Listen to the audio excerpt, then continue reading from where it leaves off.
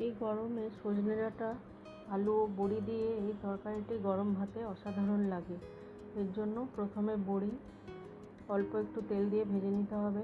এবার কড়াইয়ে তেল গরম করে এতে 5 ফোড়ন দিয়ে আলু ও সজনে ডাঁটা দিয়ে অল্প লবণ, হলুদ গুঁড়ো দিয়ে কিছুক্ষণ ভেজে নিতে হবে।